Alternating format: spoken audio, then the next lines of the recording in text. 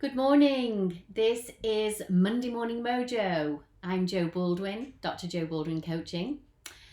I'm going to start today by asking you a question, and it might help you get your mojo back if it's gone missing. The question is, what do you need?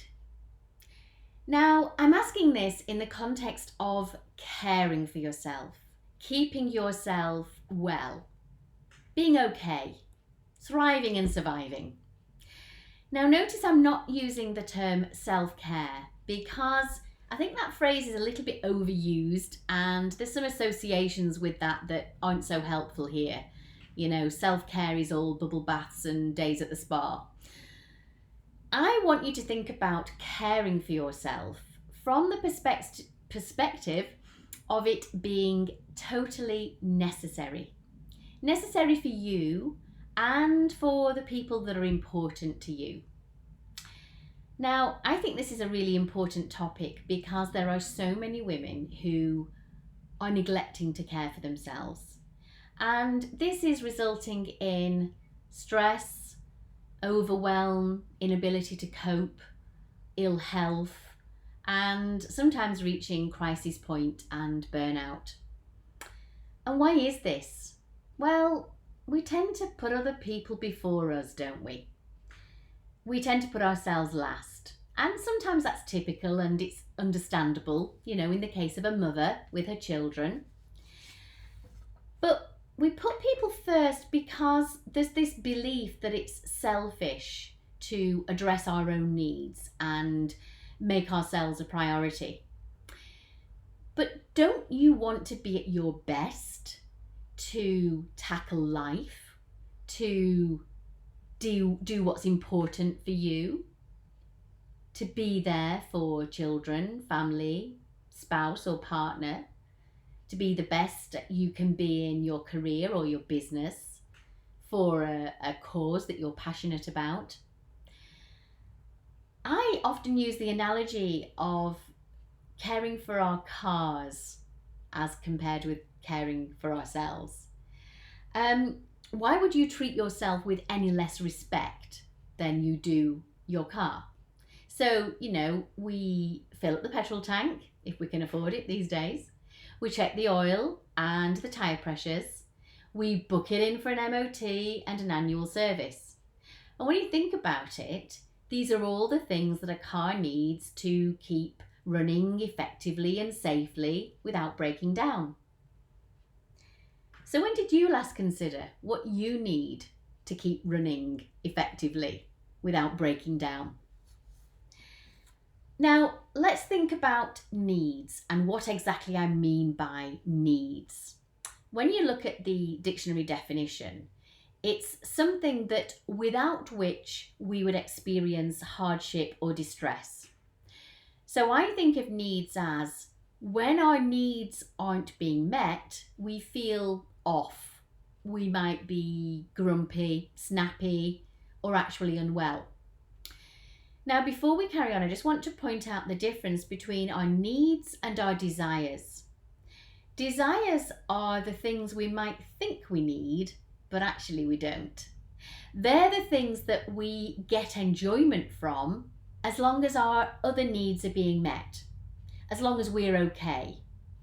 So, the glass of wine, the bar of chocolate, retail therapy, they're not essential, but we enjoy them when we're in a good place, when our needs are being met. When our needs aren't being met, there's a deficit that we're trying to fill in some way. And I think that's when we bring in the desires. So think about the stressed out executive who's perhaps not looking after herself so well, and she comes in from work every evening and automatically reaches for the bottle of wine. She thinks she needs it after a hard day in work. She thinks it's solving a problem, but actually, eventually it just turns into a bad habit. Or think about the mum who has finally got the kids to bed and she's utterly shattered. And she soothes her stress and exhaustion by, binge watching Netflix and finishing off a packet of biscuits. Now, don't get me wrong, I'm not judging here.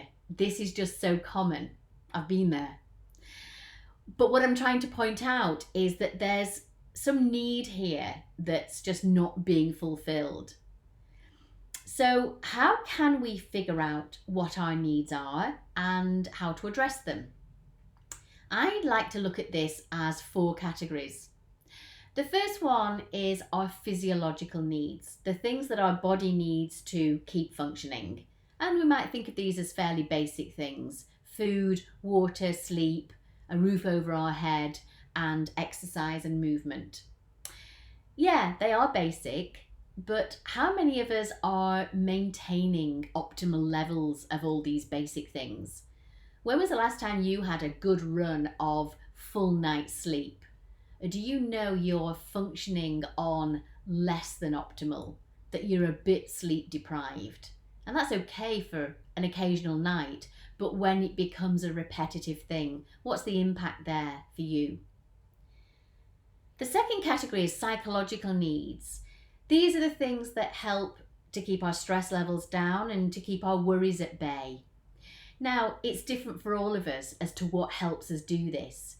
For some of us, it might be alone time, and you might need that every single day or just once a week now and again. It might be practicing mindfulness or meditation helps to fulfill your psychological needs. Maybe it's listening to music. Maybe it's exercise. So exercise could fulfill the psychological and the physiological needs. Maybe exercise de-stresses you.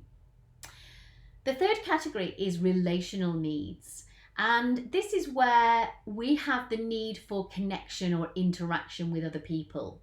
And you'll know who it is that you need that connection with.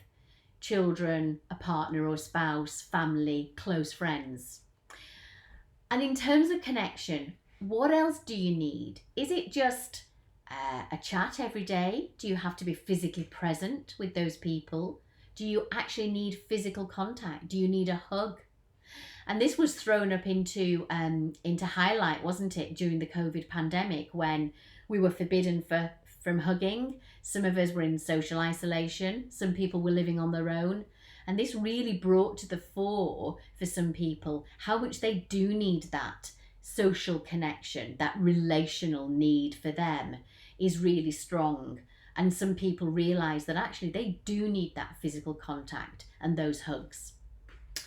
And the fourth and final category is spiritual needs. And by this I mean a religious faith or belief, or perhaps a spiritual belief or practice, or maybe it's just that sort of deep connection with yourself, that proper awareness of the inner self. And the ways that we might fulfill this need are going to church or temple, synagogue, depending on what your religious faith is.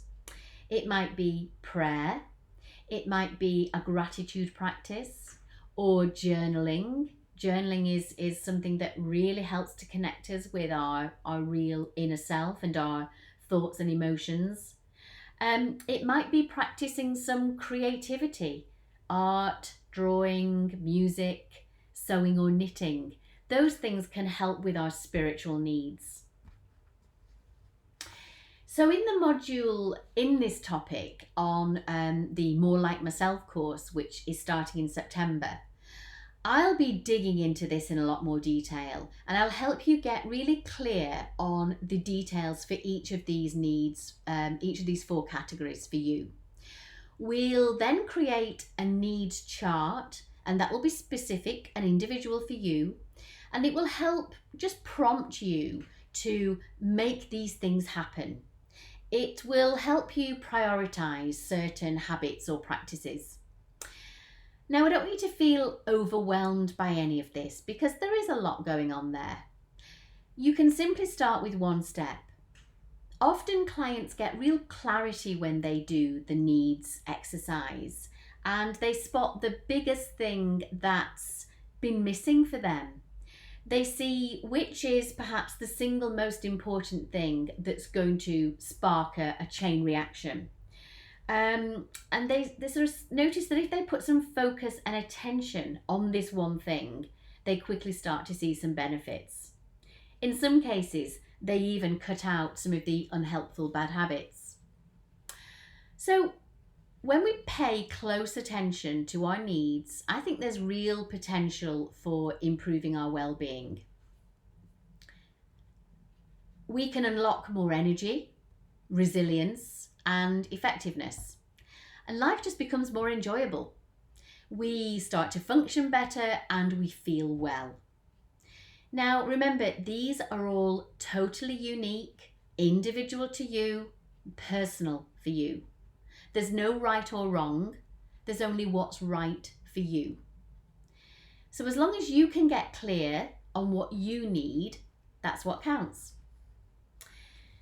Now, this is just a taster of what I'll be covering on this topic in the More Like Myself course. We'll go through that exercise to create your own needs chart, and then I'll talk about how to ask for support from others to help you make sure that these things start to happen.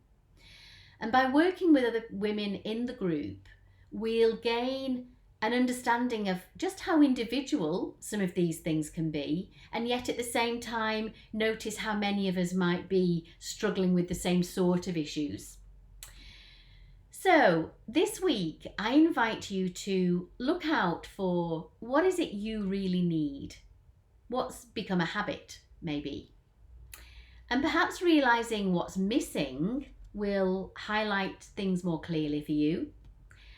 And maybe you could explore why you're not feeling so great at the moment. Why is that? Identify which of those needs aren't being met for you, and how could you put those in place? If you want help with this, then join the More Like Myself course and you'll get all the details. So that's all for this week. Until next week, take care of yourself.